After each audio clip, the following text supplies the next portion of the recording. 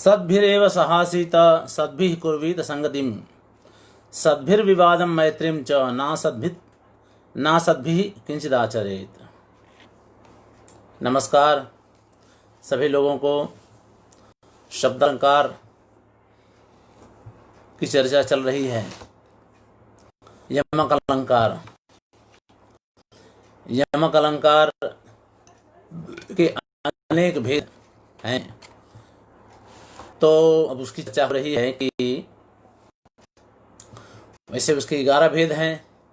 तो 11 भेद में एक भेद है 2 श्लोकों की आवृत्ति, यानी एक श्लोक के स्थान पर वैसे ही दूसरा श्लोक आ जाए, वही 11वां भेद है।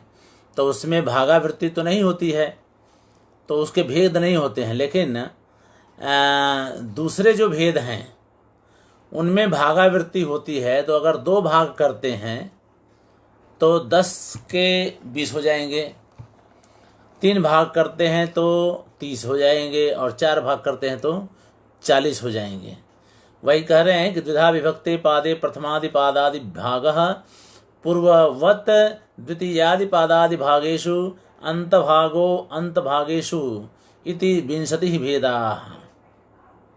ठीक है, 2 भेद करने पर प्रथम आदि पाद विभागः प्रथम आदि पादादि भागः, प्रथम का आदि भाग और दूसरे के साथ उसका जोड़ने पर पूर्ववत द्वितीयादि पादादि भागेषु, ठीक है, पहले की तरह दूसरे के ही आदि के भाग को अंतः भागो अंतर्भागेषु, यानी अंत भागो अंतभागेषु, अंतिम भाग अंत भाग के साथ आवृत्ति किया जाए, और पूर्व भाग यानी पहले का आदि भाग के साथ द्वितीय पाद के, इस तरह से विभाग किया जाए तो 2 भाग होते हैं। तो 10 प्रकार के जो भेद कहे गए हैं, 10 प्रकार जो बताया गया है यमक अलंकार का, उसके 20 भेद हो जाएंगे। ठीक है, श्लोकांतरे ही न असौ भागावृत्ति ही, 2 श्लोकों के बीच में भाग की आवृत्ति नहीं होती है, इसलिए वहाँ उसका कोई दूसरा भेद नहीं होगा। लेकिन 3 टुकड़े किए जाएं 10 के तो फिर 30 भाग हो जाएंगे, और 4 टुकड़े किए जाएं तो चतुष्खंडे चत्वारिंशत्, ये है। अब आगे है प्रथम पादादिगत अंत्य अर्धादि भागो द्वितीय पादादिगते आदि अर्धादि भागे यम्यते, यानी प्रथम पाद का आदिगत अंतिम आधा भाग दूसरे पाद के पहले, यानी पहले भाग का जो अंतिम आधा है, ठीक है, अंतिम आधा भाग है, वह दूसरे पाद के पहले आधे भाग के साथ अगर आवृत हो जाता है, यानी मिल जाता है, तो उसमें आवृत होने पर वह नियमित हो जाता है, नियंत्रित हो जाता है। ठीक है, नियमित हो जाता है मतलब रेगुलराइज, यम्यते है ना, यम्यते यानी नियमित हो जाता है। तो हो जाता है का मतलब कि हो सकता है, ये है, मतलब इस तरह से किया जा सकता है। इसलिए उस दशा में सार्थकता के अनुसार इति इत्यादि अनवर्थतानुसरेण, जैसे जैसी सार्थकता बनेगी उसके अनुसार इसके अनेक भेद हो जाते हैं। कह रहे हैं कि अनवर्थतानुसरेण अनेक भेदम, इसके अनेक भेद हो जाते हैं। आप उसकी कल्पना नहीं कर भाई, कहाँ से कहाँ टुकड़ा करना है आप करते रहिए, बहुत सारे टुकड़े हो जाएंगे उसके, तो जितने टुकड़े होंगे उतने भेद होगा। अब उतना भेद होता तो फिर उसकी तो कोई सीमा ही नहीं होगी ना, इसलिए अनेक भेद हो जाएंगे।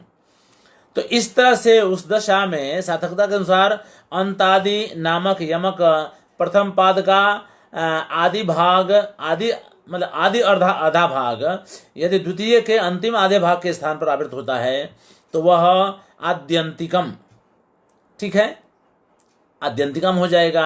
फिर अंतादिकम हो जाए, अंतादिक में क्या हुआ कि पहले भाग का अंतिम और दूसरे पहले पाद का अंतिम आधा और दूसरे पाद का पहला आधा, ठीक है, इस तरह से आवृत्ति हो।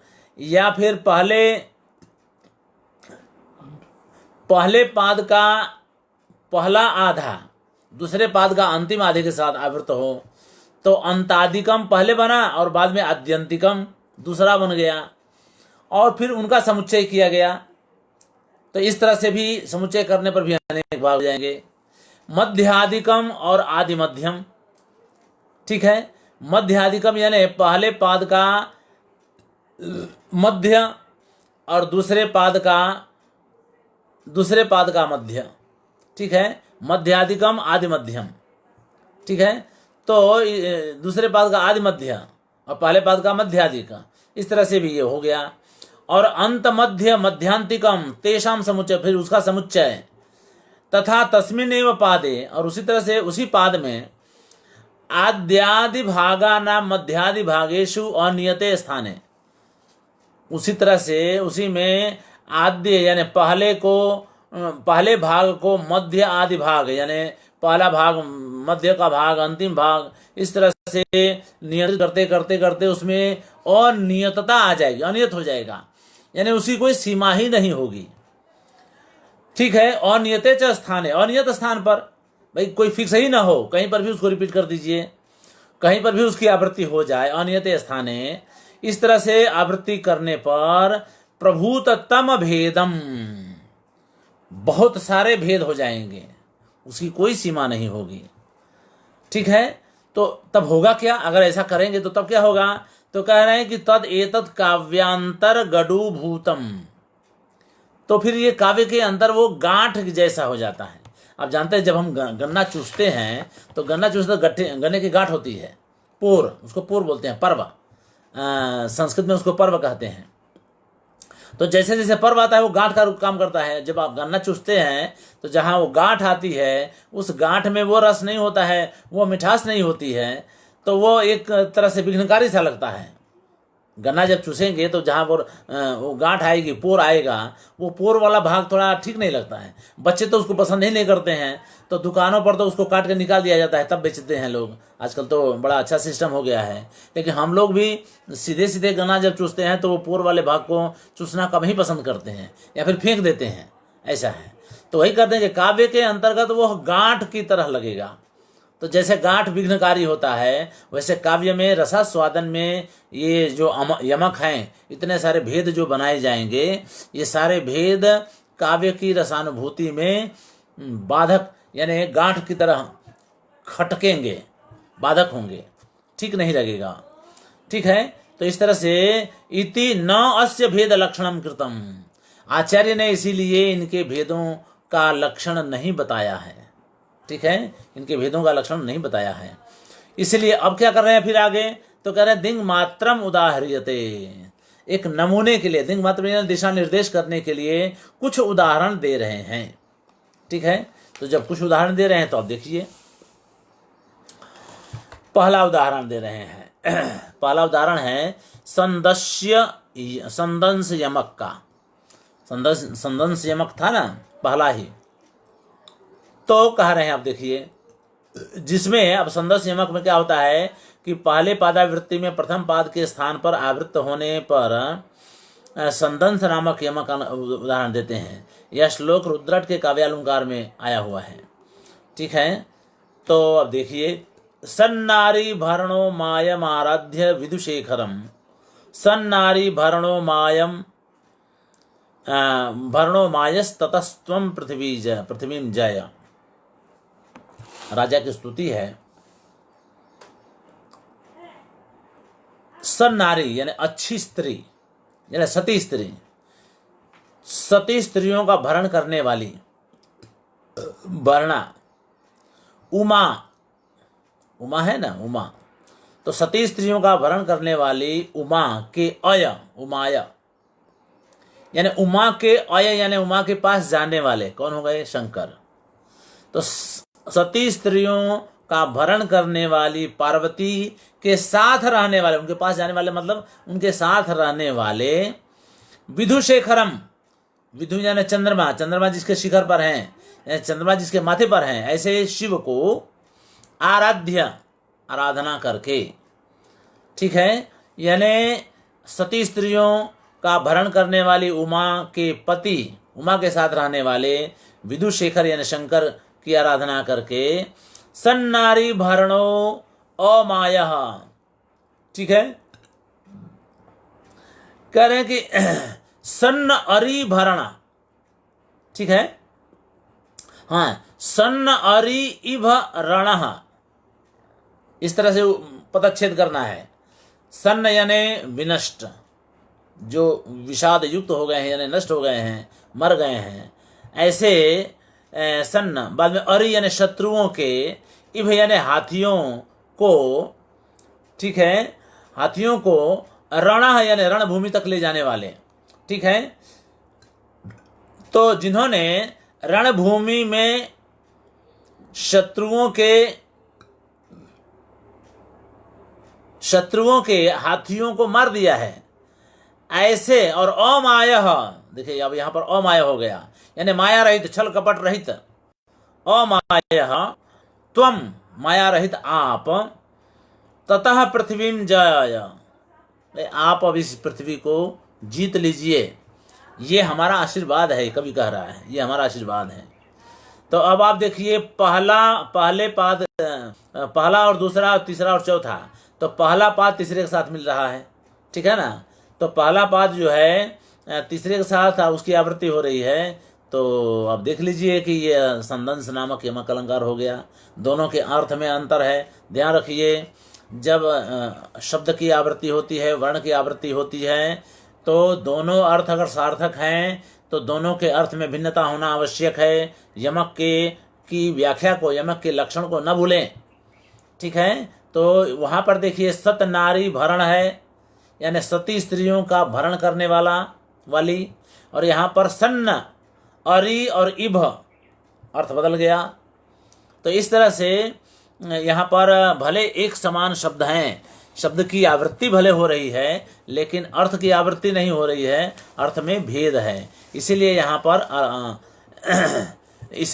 पर वो जो है यमक अलंकार बन रहा है, ठीक है। अब चलें आगे। दूसरा है युग्म यमक, जोड़ा।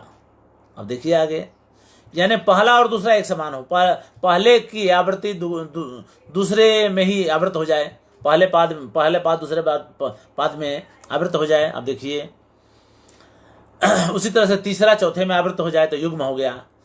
तो विना यमेनो नयता सुखादिना, विना यमेनो नयता सुखादिना, महाजनो अदीयत मानसादरम, महाजनो दीयत मानसादरम, ठीक है।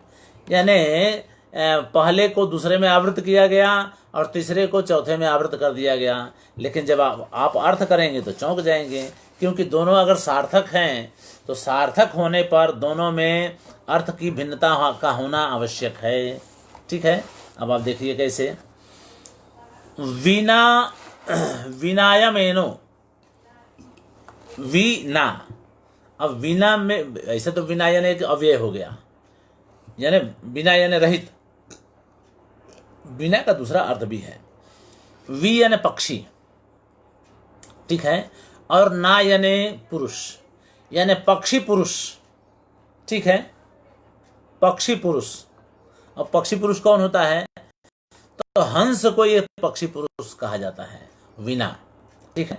और यहाँ पर चूंकि थोड़ा दार्शनिक है, तो वीना यानी हंस नामक जीवात्मा, ये अर्थ ले लिया गया वीना, ठीक है। और फिर अयम है, तो यह जीवात्मा, अयम यानी यह, वीना यानी जीवात्मा। वैसे तो वीना का अर्थ हुआ हंस, ठीक है, अयम हंस ये कहा जाए।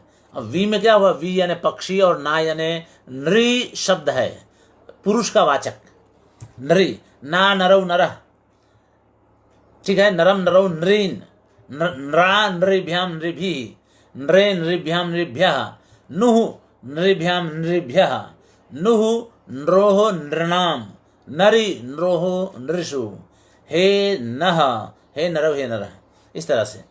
तो वी यानी आकाश के, ना यानी पक्षी, हे आकाश के, मतलब आकाश का, यह आकाश का पक्षी, दैट इज हंस, दैट इज जीवात्मा, यानी यह जीवात्मा।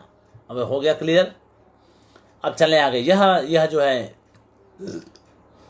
ना, यह जो हंस है वह महाजन है, महाजन, ये महाजन है यानी महात्मा है, बड़ा है, ठीक है।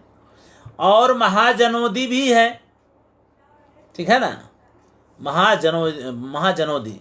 अब देखिए महाजन का मतलब होता है, महाजन तो हो गया महात्मा, भाई महांस चसौ जन सेति महाजन, एक अर्थ हो गया। दूसरा अर्थ होता है मह यानी उत्सव भी होता है। मह का मतलब प्रसन्नता, खुशी, सुख। वैसे तो मह यानी पूजा, मह पूजायाम ऐसा होता है। तो पूजा यानी कब करेंगे आप, जब आप खुश रहेंगे, तो यह उत्सव का वाचक होता है। तो उत्सव को अज, अब अज का मतलब होता है जाने वाला, अज यानी उत्सवम अजंती, यानी उत्सव को जाने वाला, यानी उत्सव को करने वाला, ठीक है। यानी सज्जन आदमी होगा। भाई अच्छा काम कौन करता है, सज्जन ही करते हैं ना, दुष्ट आदमी तो मारता है। तो वहां पर महाजन, महाज शब्द हो गया, यानी उत्सव को करने वाला सज्जन। और नोदी का मतलब होता है प्रेरणा देने वाला, ठीक है। तो कहे सज्जनों को प्रेरित करने वाला महाजनोदी, ठीक है, महाजनोदी। तो एक तो वो महाजन है और दूसरा महाजनोदी भी है, यानी सज्जनों को प्रेरित करने वाला। अब ये महाजनोदी का दूसरा अर्थ भी निकलेगा इसी शब्द का। क्या निकलेगा, तो जो अज धातु है, अज जो शब्द है वह विनाश के अर्थ में, फेंकने के अर्थ में भी आता है। तो उत्सव को जो फेंक देता है यानी विनष्ट कर देता है, नष्ट कर देता है, वह भी महाज हुआ। अब जब वो महाज हुआ यानी दुष्ट हो गया, दुर्जन हो गया। और तब जब नोदी शब्द आया गया, तो पहले आपने नोदी का अर्थ लिया प्रेरणा देने वाला, अब यहां अर्थ करेंगे दूर करने वाला। नुद धातु दूर करने के अर्थ में होता है, ठीक है। तो यानी दुष्टों को दूर करने वाला, तो दोनों ही अर्थ में उसको सार्थक बैठता है। अच्छा लक्षण है ये। तो यह महात्मा तो है ही, वह साथ साथ वो सज्जनों को प्रेरित करने वाला भी है और दुर्जनों को दूर करने वाला भी है। तो महाजनोदी इस तरह से अर्थ करेंगे आप, ठीक है। और हो गया उसको करने वाला, ये हो गया। वो उसको उस करने वाले उस जीवात्मा को एनो विना, ठीक है। एना है यानी अपराध, एनो आया ना, विनायम एनो, एनो एनो यानी अपराध, एनह विना, विना यानी रहित, बिना अपराध के ही, एनह विना यानी बिना अपराध के ही अपने स्थान पर, अभी ले लीजिए, ठीक है, अपने स्थान पर यमलोक को, अपने स्थान यानी यमलोक को ले जाने वाले नयता, नयता यानी ले जाने वाला। अब ये है कैसे, वो तो अपने स्थान पर यानी यमलोक कौन ले जाता है, यमराज ही ले जाते हैं। तो यमराज हैं कौन, तो कह रहे हैं असु खादिना। असु यानी प्राण और खादी यानी खाने वाले, प्राण का भक्षण करने वाले। प्राण वही हरते हैं ना, यमराज ही तो प्राण हरते हैं, इसलिए उनको असुखादिना कहा जाए।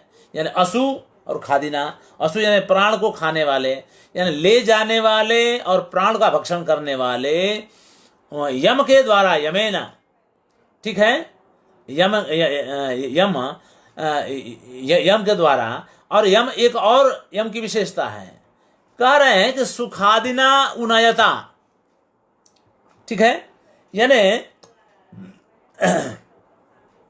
सुखादिना यानी सुख सुखादि से, सुखादिना यानी सुखादिना यानी तृतीया हो गया। तो सुखादिना यानी सुख से उन्नयता यानी कम करने, सुख से वंचित करने वाले।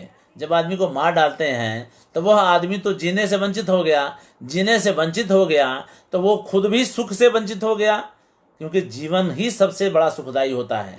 कई बार भले हम बीमार पड़ते हैं तो ये होता है कि मर जाते तो अच्छा होता, लेकिन जीवन में ही सब कुछ होता है, जान लीजिए, मरने के बाद कुछ भी नहीं होता है। तो जब तक आप जीवित हैं तभी तक सब कुछ है, ये मान करके चलिए। तो ये तो उसके लिए तो असुख हो गया, ठीक है ना, तो सुख से वंचित हो गया वो। साथ साथ उसके जो परिजन हैं, जो लोग हैं, माता पिता हैं, बेटे हैं, पत्नी हैं, बेटा बेटी हैं, सबको, सब लोगों के सुख का सुख जो है कम हो जाता है, सभी लोग सुख रहित हो जाते हैं, सभी दुखी हो जाते हैं। तो ये काम भी यमराज करते हैं। यानी सुख आदि से रहित करने वाले उस यम के द्वारा उस परमात्मा को, उस जीवात्मा को मानसम, ठीक है ना, मानसम यानी मानस से प्राण रक्षण के लिए, ठीक है, मानस से प्राण रक्षण के लिए यानी चित्त रूप हृदय मान सरोवर से प्राण रक्षण के लिए यतमान यानी प्रयत्न करने वालों को, ठीक है ना, यतमान साधनम, ठीक है, तो मरने करने वालों को साध, ठीक है, साध यानी अवसाद दुख, और र यानी देने वाला। साध, सादर में सादर शब्द अलग कर दीजिए और र अलग कर दीजिए। साध यानी दुख को, र यानी देने वाले, ठीक है ना, दुख दे करके, साधनम यानी दुख दे करके वह जो है अरम अर्थात शीघ्रम। अब देखिए मानसरम दोबारा है ना, तो मानस से दुख को देने वाले यानी मानस से प्राण रक्षा के लिए प्रयत्नशील लोगों को दुख देने वाले, उस देने वाले वो मतलब उनको दुख दे करके, औरम यानी शीघ्रम, फिर दूसरा ले लीजिए, तो मानसात यानी दुख देने वाले जल्दी ही उनको आदर, आदा है ना सादा, तो मानसादर अदीयत यानी अलग कर दिया, खंडित कर दिया। अदीयत दी यानी खंडित करना, ठीक है, दुख देकर के उनको जो है अलग कर दिया, यानी यमराज ने जीवात्मा को उसके शरीर से अलग कर दिया। इतनी सी बात है। तो अब देखिए मानसादरम और यतमान सादरम दोनों में कितना अंतर हो गया। यतमान सादरम यानी प्रयत्नशील, यानी मानस से अपने आप की रक्षा करने वालों को दुख देने वाला एक मानसादरम, जल्दी ही मानसादरम, ठीक है, वह मानसात यानी मानस से अरम जल्दी ही उसको अदीयत यानी टुकड़े टुकड़े कर दिया, यानी चित्त से उसको अलग कर दिया। मानसात यानी चित्त से, अरम यानी जल्दी ही, अदीयत यानी अलग कर दिया, टुकड़े टुकड़े कर दिया, खंडित कर दिया, यानी उसको उसके चित्त से अलग कर दिया। दैट इज शरीर को चित्त से अलग कर दिया, यानी प्राण को हर लिया। ये है। तो मानसात और अरम दो शब्द हैं एक में, और यतमान सादरम में दूसरा है।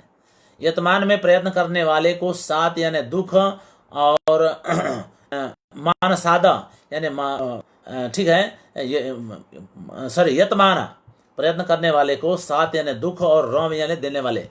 साद और र यानी दुख देने वाले को मानसात यानी उसके चित्त से, अरम ने जल्दी ही अदीय अलग कर दिया।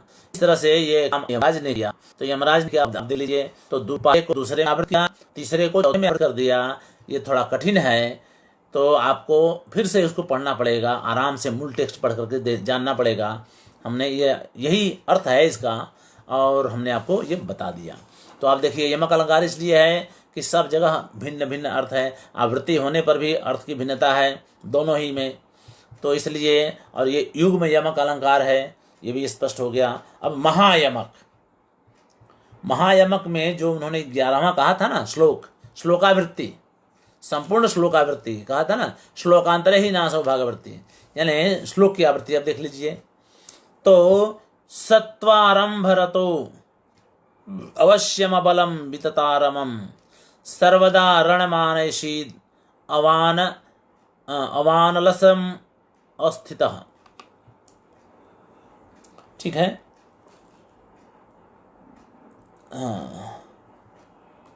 हाँ, ये रुद्रट के काव्य अलंकार में आता है यह श्लोक जो है। इसमें दो देखिए, तो एक तो हो गया 363 और 364 वाला है, सत्वारंभ रतो अवश्यम अवलंबित तारमम सर्वदा रमणम अनैषी दवानल समस्थितः। अब पहले वाले का अर्थ करिए, तो पहले वाले में अस्थित देख लिए, तो अस्थित का मतलब अ में स्थित, ये अर्थ लेना है। अब अ क्या है, तो बोले विष्णु, और तो विष्णु का वाचक होता है, यानी जो विष्णु में रहता है वो, यानी जो विष्णु के प्रति आस्था रखता है, दैट इज जो विष्णु का भक्त है वह। ठीक है। तो वैसे ये किसी राजा के लिए है, तो विष्णु का भक्त यानी यह राजा, ठीक है, यह राजा जो है अबलम, शक्तिहीन, जो कमजोर है, ठीक है, वह शक्तिहीन, और विततारवम यानी वितत आरवम यानी बहुत तेज तेज आवाज करने वाला है, बहुत हाहाकार करने वाला हो, ऐसे वितत आरवम, ठीक है। शत्रु समूह को, ठीक है, सतु आरम, आरम है ना, आरम यानी शत्रु समूह, शत्रु समूह को अलसम अवान यानी आलस्य से रहित, यानी तेजी के साथ, वेग से, तेजी के साथ, यानी वेग, अलसम अवान यानी अलस से रहित, तो आलस का मतलब धीमे धीमे, अवान यानी रहित, तो आलस्य धीरे, आलस से रहित यानी तेजी के साथ, तेजी के साथ जो है गति करता हुआ वह सर्वदा, ठीक है, हमेशा, भरतः बलात्, है ना, सतु आरम, ठीक है, तो आरम हो गया। अब भरतो अलग कीजिए, सतु आरम और भरतः, तो भरतः यानी बलपूर्वक। अब जान ले इसमें भरम, आप जानते हैं ना भरत शब्द का मतलब क्या होता है, भरम तनोति थी भरतः। अब भर क्या है, तो भार, भ्री धातु है ना, भ्री धातु का मतलब होता है भरण करना, ढोना। अब ये तो वही कर सकता है जिसमें बल हो, तो इसलिए भर यानी भार और बल का दोनों का वाचक होता है। तो जब उसमें तो ऐसे तो भरम तनोती थी भरता यानी जो भारवान है, बल को जो फैलाता है वो, तो लेकिन यहाँ पर भर अलग कर दिया और तस प्रत्यय लगा दिया, तसिल का, पंचमी का, तो ये भरतः शब्द है अव्यय हो गया, यानी भर से यानी बल से, भर यानी बल का वाचक हो गया, यानी बलपूर्वक, ठीक है। तो बलपूर्वक जो है भरतः अवश्यम अवलम, ये हो गया। तो अवश्यम अनैषीत, रणम अनैषीत, ठीक है, रणभूमि में ले आया, अनैषीत यानी ले आया, सर्वदा यानी हमेशा, रणम यानी युद्ध भूमि में या युद्ध में, अनैषीत यानी ले आया, ठीक है।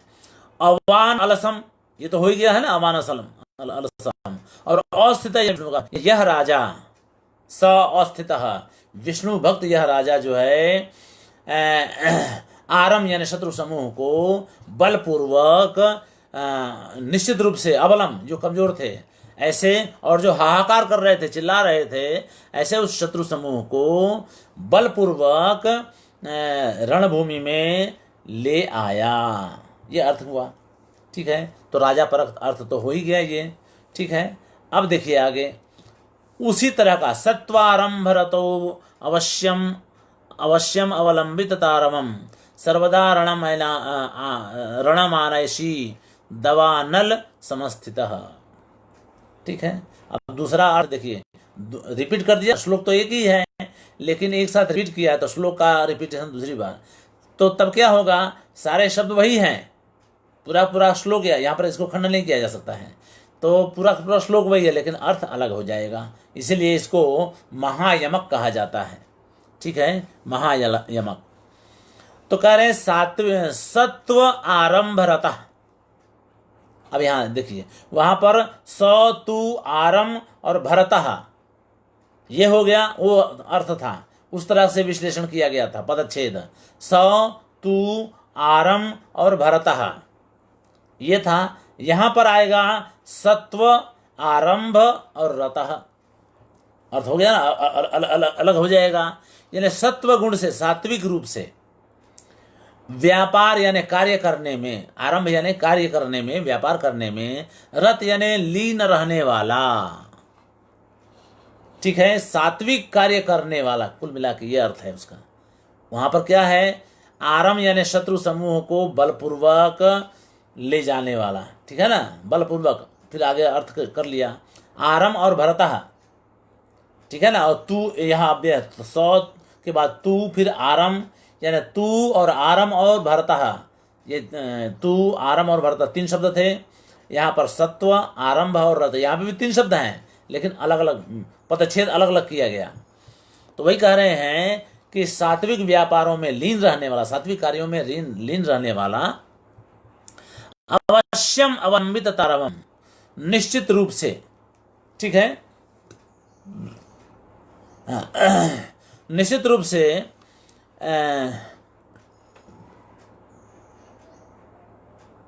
सत्वम अवश्यम अवश्यम अवलंबित तारवम, ये तो अर्थ करेंगे बाद में। सर्वधारण, देखिए, ठीक है ना, सर्वधारण यानी सभी का धारण करने वाला, ठीक है, सभी को मारने वाला, सभी के मान का मर्दन करने वाला। अनैशी, सर्वधारण मान ऐशी, ठीक है, यानी सभी के शत्रुओं के मान को, यानी तरुओं के, सॉरी,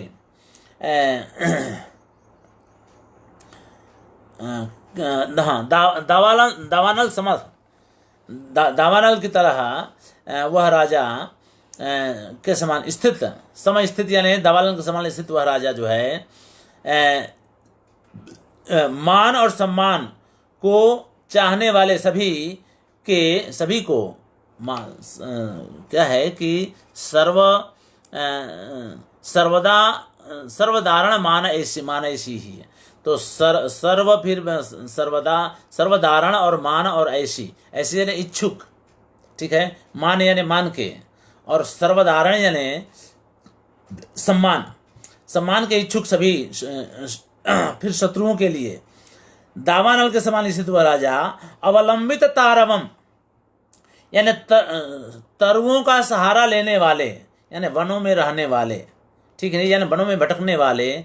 तारवम यानी, और तारवम का मतलब होता है कि तरु से बनी हुई चीजों का, यानी त्वचा को पहनने वाले, यानी क्या कहते हैं उसको, वल्कल पहनने वाले, अपने तरुओं के समान नम्र भाव को धारण करने वाले। आरम यानी शत्रु समूह को, अब देखिए कितना कॉम्प्लिकेशन हो गया। आरम यानी शत्रु समूह को युद्ध में जाने के लिए वह विवश कर देता है, ठीक है। सत्वारंभ अवश्यम अवलंबित तारवम, ठीक है, अवलंबित तारवम का मतलब क्या है, वल्कल पहनने वालों को, और आरम ठीक है, आरम यानी शत्रु समूह को वह विवश कर देता है रणभूमि में आने के लिए, ठीक है, यानी झुकाने के लिए वह युद्ध भूमि के लिए सबको विवश कर देता है, यानी सबको वो हरा देता है, ये कहना है। तो इतनी सारी बातें देखिए। दूसरा अर्थ अब कितना क्लिष्ट है, अब आप समझिए इसको कि अब रसास्वादन तो दूर की बात है, पहले अर्थ ही कीजिए, ठीक है ना, ये स्थिति है। तो अब फिर से एक बार देख लीजिए। सात्विक व्यापारों में लीन रहने वाला, शत्रुओं के कारण जो मान सम्मान उसको चाहने वाला है, ठीक है, वह सर्वधारण मानसी, यानी और शत्रुओं के लिए दावानल के समान वह राजा अवलंबित तारवम, ठीक है, यानी वल्कल पहनने वाले शत्रुओं को युद्ध भूमि में लाने के लिए विवश कर देता है। तो इस तरह से राजा की ही स्तुति है, लेकिन दो तरह से, एक ऊपर कहा गया तो दूसरे ढंग से, और नीचे कहा गया वो दूसरे ढंग से। तो इस तरह से यह जो है, ये अर्थ जो है किसमें, महायमक का यह श्लोक जो है उदाहरण है, ठीक है। अब चौथा है पाद भागावृत्ति में संदष्टक यमक, ठीक है। अब संदष्टक यमक में देखिए, तीसरा जो है चौथे के साथ, नहीं, दूसरा चौथे के साथ, ठीक है, दूसरा पाद जो है चौथे पाद के साथ आवृत होता है। अब देखिए, अनंत महिम व्याप्त विश्वाम वेदा न वेदयाम, या च मातेव भजते प्रणते मानवेदायाम, ठीक है। अनंत महिम व्याप्त विश्वाम, यानी अपनी अनंत महिमा से समस्त विश्व में व्याप्त करने वाली। या मैंने जिस देवी दुर्गा को वेदा न वेद, यानी ब्रह्मा भी नहीं जानते हैं, नहीं जाने, ब्रह्मा भी उनको नहीं जानते हैं। यानी अनंत महिमा से व्याप्त, पूरे विश्व में व्याप्त जिस दुर्गा को, जिस देवी को ब्रह्मा भी नहीं जानते हैं। या च माता इव भजते, और जो माता की तरह अपनी भूमिका निभाती है, माता इव भजते, किसके प्रति? तो प्रणते मानवे दयाम, उनके प्रति जो नत हैं, उनको प्रणाम करने वाले जो लोग हैं, उनके प्रति माता की तरह दया करती है। दयाम भजते, दया करती है, दया करने वाली है। ठीक है, तो ये तो अर्थ हो गया। ठीक है ना। अब इसमें आप देख लीजिए, उसके बाद से तस्या सिद्ध्यै धियाम मातुः कल्पन्ताम पादरेणवः, ये अंश इसमें छूट गया है, इसमें बाहर से जुड़ा गया है कि जो अगला वाला श्लोक है ना, उसमें इतना जोड़ देना है कि उसके तस्या सिद्ध्यै, उस माता की सिद्धि के लिए धियाम मातुः, उस माता की बुद्धि को कल्पन्ताम पादरेणवः, इस तरह से उसका अर्थ करके उस श्लोक के अर्थ को पूरा किया जा रहा है। ठीक है, पर इसमें एक चीज आप देख लीजिए कि दूसरे पद में क्या है? वेदा न वेद याम, वेदा यानी ब्रह्मा, न यानी नहीं, वेद यानी जानते हैं, याम यानी जिसको, जिस दुर्गा को या जिस देवी को। चौथे पाद में भी आप देख लीजिए, वेदा तो छोड़ दीजिए, मान में मां भी अलग कर दीजिए। न वे दयाम, तो न हो गया अलग, फिर वे हो गया वो भी अलग, और दयाम हो गया अलग, है ना। तो वहां पर याम था, यहाँ पर दयाम है, तो अलग अर्थ हो गया ना, तो अर्थ भिन्नता हो गई। तो कुल मिला करके तो रिपीटिशन हुआ, आवृत्ति हुई, लेकिन अर्थ अलग करके, क्योंकि पदच्छेद अलग अलग कर दिया गया।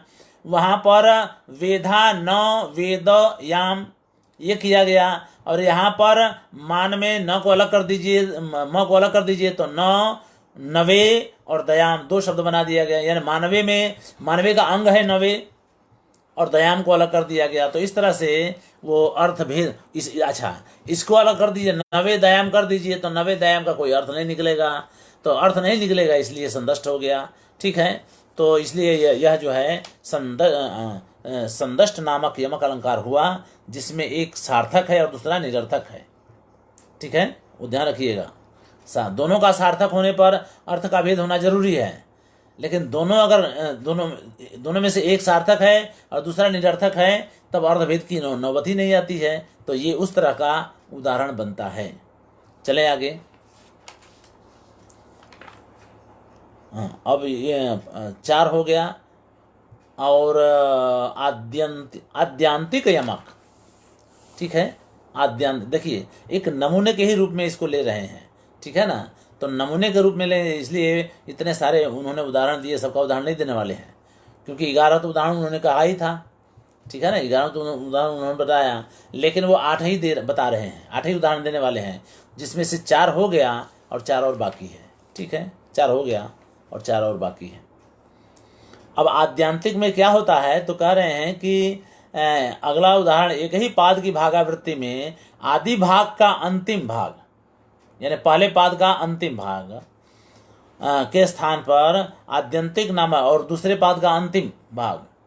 ठीक है, यानी आद्यंतिक है ना, यानी पहले पाद का आदि भाग और दूसरे भाग का अंतिम भाग। अब देखते हैं यहाँ पर उदाहरण में क्या बनता है। यदानतो अयदानतो नयात्ययम नयात्ययम शिवे हिताम स्मरामिताम स्मरामिताम। अब देखिए, यानी एक ही पाद के 2 टुकड़े आपने किए, तो एक का दूसरे में वो हो गया। ठीक है, अब देखिए, यदानतो यदानतो पाद एक ही है, रिपीट हो गया, आवृत्ति हो गई। नयात्ययम नयात्ययम रिपीट हो गया, एक ही पाद के अंदर 2 शब्द हैं, दोनों रिपीट हो गए, आवृत्ति हो गई। तीसरे पाद में शिवे हिताम यहाँ पर भी हो गया, और स्मरामिताम स्मरामिताम। ठीक है, तो ये जो है आद्यांतिक यमक, यानी पहला अंतिम, आदि अंत आदि अंत आदि अंत, इस तरह से चारों में आदि अंत हो गया। यानी पहले को उसी पाद में दूसरे के साथ रिपीट कर दिया गया, दूसरे में पहले को दूसरे के साथ, तीसरे में पहले को दूसरे के साथ, और चौथे में भी पहले को दूसरे के साथ रिपीट कर दिया गया। अर्थ अलग होगा, ध्यान रखिए, रिपीट भले कर दिया, अर्थ अलग होगा। देखिए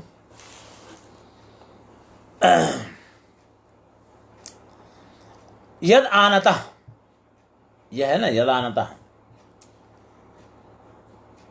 तो यत यानी जिस पार्वती के, आनत यानी भक्त, झुका हुआ यानी प्रणाम करने वाला, जिस पार्वती के प्रति आनत यानी झुका हुआ या जिस के प्रति भक्ति रखने वाला,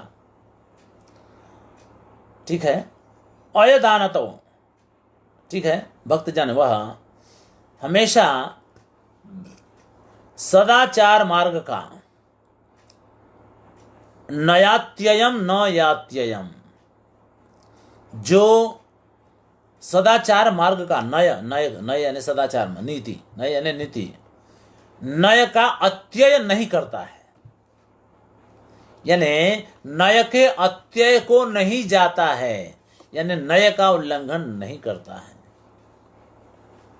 ठीक है। नयस्य नीति मार्गस्य अत्ययम यानी उल्लंघनम न याति, नहीं करता है, उस शिव के प्रति, ठीक है। स्मर अमिताम, अमिताम स्मर यानी स्मर यानी प्रेम, अमित प्रेम से युक्त, ठीक है, पूर्ण, वह कल्याणकारिणी, ठीक है, शिवे हिताम, शिव में ही रहने वाली, कल्याणकारिणी, वह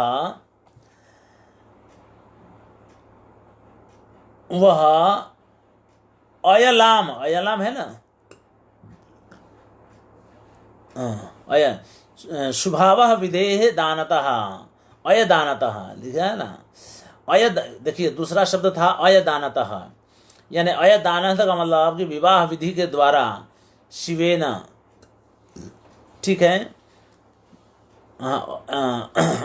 अयदान है ना, तो अयदाम यानी शुभावः विधेह दानतः, अयदानतः अर्थात विवाह विधि के द्वारा, ठीक है, शिवेन ईहिताम, शिवेहिताम है ना पहला शब्द, यानी शिव के द्वारा, शिव के द्वारा ईहिताम यानी इष्ट यानी चाही गई, शिवेहिताम यानी शिव के द्वारा इच्छित या इष्ट, शिवेहिताम यानी कल्याण, कल्याण में ही रहने वाली, उस ताम, ताम उस पार्वती को मैं स्मरामी, स्मरण करता हूँ, जो कि प्रेम से भरी हुई है, स्मरामिताम, अमित प्रेम से युक्त है, उस पार्वती को मैं प्रणाम करता हूँ, ठीक है। अयदानतः, ठीक है, अब अयदानतः का मतलब विवाह आदि के द्वारा, ठीक है, अयदानतः यानी विवाह आदि के द्वारा जो शिव की प्रियतमा है, ठीक है, शिवेहिता है, शिव की ईहिता है वह, और जो कल्याणकारिणी है शिवेहिता है, उसको मैं याद कर रहा हूँ, स्मरण कर रहा हूँ, ठीक है। यद आनतः, यत, यत में तो यत और आनतः अलग अलग कर दीजिए। यत यानी वो पार्वती का वाचक है, जिस पार्वती के प्रति भक्ति रहने वाला यह आदमी, भक्त यह आदमी हमेशा सदाचार मार्ग का उल्लंघन कभी नहीं करता है, नहीं करता है, और शिव के प्रति अमित यानी मापा ना जा सके ऐसे प्रेम वाला है, अमित स्नेह को धारण करने वाली और कल्याण करने वाली, और शिव की इष्ट, शिवेहिता, शिव के इष्ट, जिस वो जो है ताम, जो पार्वती है ताम यानी उस पार्वती को मैं स्मरण कर रहा हूँ, स्मरामि। तो अब देखिए यहाँ पर अयदानतः आया ना, तो अयदाम यानी शुभ का शुभ धारण करने वाली भी, शुभ धारण करने वाली यानी विवाह आदि, विवाह विधि। बात यह है कि शादी तो सबकी होती है, ठीक है, लेकिन लक्ष्मी, अरे पार्वती और शिव की शादी की तो बात ही कुछ और है। तो अयदानता इसलिए उल्लेख किया गया है कि विवाह जैसी विधि के द्वारा, ठीक है, अब विवाह कैसे हुई सभी जानते हैं, कि पार्वती को तपस्या करनी पड़ी। ऐसा नहीं कि उनकी सुंदरता पर आकृष्ट हो गए थे शंकर भगवान। तो तपस्या करके अब कौन सी स्त्री है आजकल की तारीख में या तब कभी भी कि वो भगवान से पूजा करे कि भाई फलाने हमको पति के रूप में मिले। आजकल तो मुश्किल है, तो उन दिनों ऐसा हुआ करता था। तो पार्वती भी शिव को पाने के लिए पूजा की थी। अब ऐसे में जब उन दोनों की शादी हुई तो शिवे हिता, ठीक है, शिव के द्वारा इष्ट, क्योंकि शिव ने कहा था ना कि तुम्हारी तपस्या से मैं खरीदा हुआ दास हूँ। तो ऐसी शिवे हिता वह पार्वती को, जो कि कल्याणकारिणी है, शिवे हिता है, उसको मैं स्मरण कर रहा हूँ। तो ये है शब्दों का खेल, देख लीजिए।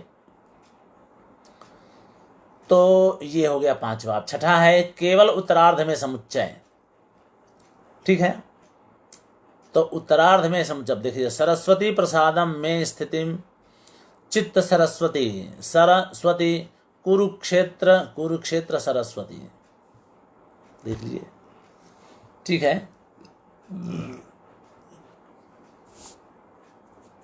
कह रहे हैं हे कुरुक्षेत्र, कुरुक्षेत्र सरस्वती, यानी क्षेत्र यानी शरीर, शरीर रूपी क्षेत्र में कुरुक्षेत्र का अर्थ लेना है पुण्य भूमि, पुण्य भूमि के लिए हे सरस्वती। अब यहाँ सरस्वती का मतलब होता है सरस्वती नाम की नदी, ठीक है। और बुद्धि तो है ही। तो एक तो मेरा शरीर वही क्षेत्र है, शरीर को क्षेत्र। अब इस शरीर को ही कुरुक्षेत्र बनाइए, यानी पुण्य क्षेत्र बनाइए। पुण्य क्षेत्र अगर होगा तो सरस्वती नदी का होना जरूरी है। तो ये सरस्वती उस पुण्य क्षेत्र के लिए सरस्वती रूप, ठीक है, सरस्वती है सरस्वती। अब क्या है, तो कह रहे हैं कि प्रसादम सर, मैं प्रसादम सर, मेरे ऊपर तुम कृपा करो। देखिए दूसरी लाइन में सर आया है ना, तो सर यानी श्री धातु है, ठीक है, श्री धातु है। श्री धातु का मतलब होता है सरकना, चलना। तो प्रसादम सर, मेरे ऊपर तुम कृपा करो, ठीक है, कृपा करो, प्रसन्न हो जाओ। और मेरे चित्त रूप सागर में, आगे है चित्त सरस्वती, ठीक है। तो देखिए सारस्वान कहा जाता है, सरस्वती यानी वो सप्तम्यंत रूप है, ध्यान रखिए। सारस्वत है शब्द, ठीक है, नहीं सरस्वान है। तो सरस्वान यानी समुद्र। अब समुद्र का तो सरस्वत शब्द बना, सरस्वत तकारांत है, उसका सप्तमी एक वचन का रूप लीजिए सरस्वती, यानी मेरे चित्त रूपी समुद्र में, ये अर्थ लेना है। चित्त रूपी समुद्र में आप जो है स्थितिम कुरु, अपना स्थान बनाइए, स्थित हो जाइए। विष्णु भगवान तो क्षीर सागर में रहते हैं, तो सागर में ही रहते हैं। तो कहते हैं कि जैसे आप सागर में रहते हैं वैसे आप मेरे चित्त रूपी सागर में रहिए, ये है, ठीक है। तो इस तरह से ये भी एक आराधना है, विष्णु भगवान से ही आराधना है इस तरह से। तो ये हो गया आपका छठा जो है उत्तरार्ध में, ठीक है। तो केवल उत्तरार्ध में समुच्चय का एक उदाहरण दे दिया इन्होंने। समुच्चय आप देख लीजिए, सरस्वती प्रसादा में स्थिति सरस्वती, चित्त सरस्वती, सरस्वती कुरुक्षेत्र, कुरुक्षेत्र सरस्वती, वही शब्दकारी है। लेकिन आप देख लीजिए अर्थ कितना बढ़िया है इसका, ठीक है। इसलिए ये भी एक बढ़िया समुच्चय वाला उदाहरण है जो केवल उत्तरार्ध में समुच्चय आता है। चलें आगे। ससार साकम दर्पेण कंदर्पेण ससारसा, सरन्नवा ना विभ्राणा सरन्नवा, ठीक है। यानी सातवां उदाहरण पूर्वार्ध उत्तरार्ध दोनों में समुच्चय होने पर क्या है, देखिए। ससार यानी सरका गया, यह है। साकम दर्पेण, दर्प के साथ, घमंड के साथ, गर्व के साथ। कंदर्पेण, ठीक है। यह अगला उदाहरण भी काव्यालंकार से लिया गया है और इसमें भी पाद भागाक्ति का उदाहरण है। इसमें पूर्वार्ध और उत्तरार्ध दोनों में आद्यंतिक और अंतादिक यमक का समुच्चय है। पूर्वार्ध में प्रथम भाग के आद्यार्ध भाग ससारसा, ठीक है ना, ससारसाकम में ससारसा आ गया और द्वितीय भाग का अंतिम हो गया, द्वितीय पाद का अंतिम है ससारसा, तो आवृत्ति हो गई वहां पर। द्वितीय पाद के अंत में उसकी आवृत्ति होने से आद्यंतिक यमक अलंकार होता है, हुआ है यहाँ पर। और प्रथम पाद के अंतिम अर्धभाग कंदर्पेण, ठीक है, तो साकम है ना, तो साकम दर्पेण यानी साकम का कम ले लीजिए और दर्पेण जोड़ दीजिए तो कंदर्पेण हो गया। और दूसरे पाद के आदि में कंदर्पेण आ गया है, ठीक है, तो साकम दर्पेण कंदर्पेण, तो कंदर्प कंदर्प 2 बार आ गया। तो इस तरह से द्वितीय पाद के आदि में आवृत्त होने से अंतादिक यमक यहाँ होता है। इसी प्रकार उत्तरार्थ में तृतीय चरण में शरण्नवा ना विभ्राणा ना विभ्राणा शरण्नवा, यानी तृतीय पाद के आदि में शरण शब्द आया, शरण्नवाना शब्द आ गया, और चौथे पाद के अंत में शरण्नवा आ गया, तो शरण्नवा शरण्नवा 2 जगह रिपीट हो गया। और तीसरे पाद के अंत में विभ्राणा आ गया, ठीक है, तो चौथे पाद के आदि में विभ्राणा आ गया, देखिए, तो विभ्राणा ना विभ्राणा, ठीक है, तो विभ्राणा आ गया ना इसमें। तो इस तरह से यह समुच्चय जो है यमक बनता है। तो पूर्वार्ध और उत्तरार्ध दोनों में समुच्चय होने से यह समुच्चय यमक होता है। अब आप देख लीजिए अर्थ इसका। विभ्राणा, वी आप जानते हैं ना, वी यानी पक्षी, और भ्राण यानी ध्वनि, पक्षियों की ध्वनि जिसमें है, ठीक है, ना विभ्राणा है ना, तो न अविभ्राणा यानी पक्षी शब्द रहता, न अविभ्राणा ना विभ्राणा यानी पक्षियों के कोलाहल से युक्त,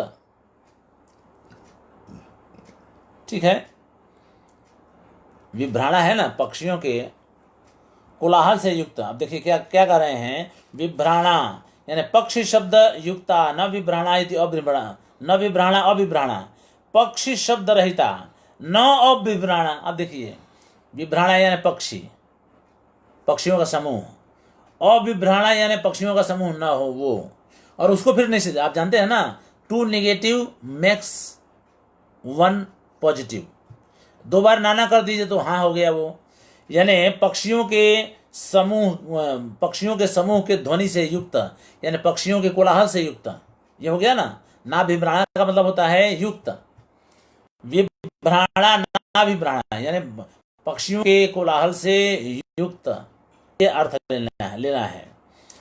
अब है आगे शरण, नवाना, नवाना है ना, यानी नवम, तो नवम यानी युक्त, अनम यानी शकटम, नवाना है ना, तो शकट यानी शकट मार्गो यस्याम सा, शकट आदि यानी यातायात के लिए, ठीक है। नव आना है ना, तो नव आने यानी नया, और अन यानी गाड़ी, नई गाड़ी वाली, ठीक है, नए शकटादि के नवीन मार्ग से युक्त, ठीक है, नवीन मार्ग से युक्त, शरण नवाना, ठीक है। तो नवाना का मतलब ये होता है, नवाना यानी नव और आना, नव और अन, तो नया और अन यानी गाड़ी, और उसके बाद वो मार्ग, ठीक है, शरण नवाना, यातायात के लिए नई गाड़ी मार्ग, नए गाड़ी के मार्गों से युक्त, काश पुष्पों को धारण करने वाली, ठीक है, शरम यानी काशम, तो शरण विभ्राणा होगा। अब विभ्राणा का भी 2 अर्थ ले लीजिए, है ना, विभ्राणा यानी धारण करने वाली, तो विभ्राणा है, आप जानते हैं रिपीट होगा तो शब्द का दोनों सार्थक हैं, तो शब्द का अर्थ बदलना है आपको, तभी यमक अलंकार बनेगा। तो कह रहे हैं शरम विभ्राणा यानी काश पुष्प को, काश नाम का एक पुष्प फूल होता है, उसको शर कहा जाता है, तो शर को धारण करने वाली यानी पुष्प को धारण करने वाली, विभ्राणा यानी धारण करने वाली, ससारसा यानी सारस पक्षियों से युक्त, ठीक है। तो सारस के भी 2 अर्थ लेंगे आप, सारस यानी कमल भी होता है और सारस यानी पक्षी भी होता है, तो दोनों से युक्त, सारस पक्षियों से भी युक्त और कमलों से भी युक्त, वह नवीन शरद ऋतु, शरद नवा शरद, अंतिम शब्द ले, नवा शरद, शरद नवा यानी नई शरद ऋतु, ठीक है, नवी यानी प्रारंभिक अवस्था वाली शरद ऋतु जो है क्या करते हैं, तो कहें कंदर्पेण साकम सॉरी, दर्पेण साकम कंदर्पेण। तो कहे भाई कम का, कंदर्प का मतलब होता है कम यानी ब्रह्मा, क यानी ब्रह्मा, उनको यानी ब्रह्मा को भी दर्प दर्पयति यानी कामदेव को भी जो अपने आवेश में ले आ देता हो। ठीक है, दर्पयति का मतलब होता है कि वहाँ पर भी अपना प्रभाव दिखा दे। ब्रह्मा में भी अपने प्रभाव को दिखाने वाले को कंदर्प कहा जाता है, और ये काम कामदेव ने किया, इसलिए कंदर्प का अर्थ होता है कामदेव। ठीक है, तो कंदर्पेण, कंदर्प के माध्यम से, दर्पेण साकम गर्भपूर्वक वह नई शरद ऋतु जो है ससार विकसित हुई, फैली। ठीक है, कंदर्पेण साकम दर्पेण साकम, ये भी है।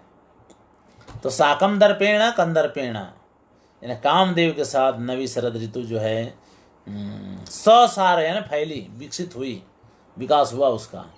तो इस तरह से अब आप देख लीजिए कि कितना कठिन है इस तरह से। अब आप ऐसे यमक अलंकार के साथ रसानुभूति करने जाएंगे तो रसानुभूति तो एक तरफ होगी, आप पहले इसी में उलझ जाएंगे, इसके अर्थ को ही करने में आप उलझे रहेंगे, काव्य तो बनेगा, रसानुभूति नहीं होगी। ठीक है, यहाँ पर थोड़ा श्रृंगारिक मतलब श्रृंगार रस है, लेकिन श्रृंगार रस के पहले इन उलझनों से निकलिए, पहले शब्दों के, तो शब्दों के उलझनों से निकलना पड़ता है, इसलिए कोई बात नहीं है। चलिए आगे हम चलते हैं। ठीक है,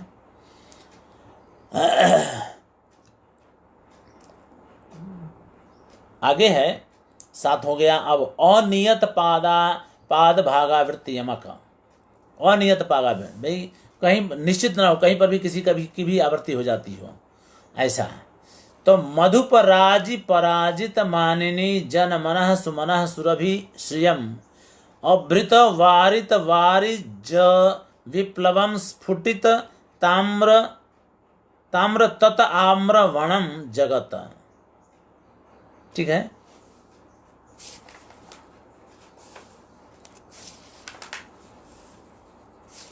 हाँ,